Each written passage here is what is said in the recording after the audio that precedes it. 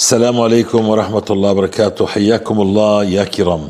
معانا قصة عجيبة غريبة والله، سبحان الله، وإنه وعد من وعود الله بالاستغفار. بنقراها على مسامعكم، لكن نقرأ الآية أولا. فقلت استغفر ربكم إنه كان غفارا يرسل السماء عليكم مدرارا ويمددكم بأموال وبنين. ويمددكم بأموال وبنين. نسمع القصة. يعني إذا بتستغفر الله يمدك بالأموال والبنين. سبحان الله، عجب.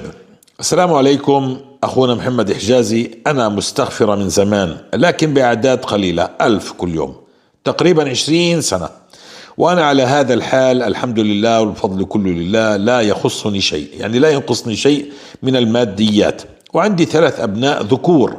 وسبحان الله، لما بدأت أكثر من الاستغفار كما يقول أخونا محمد حجازي كثيرا من الأمور تيسرت.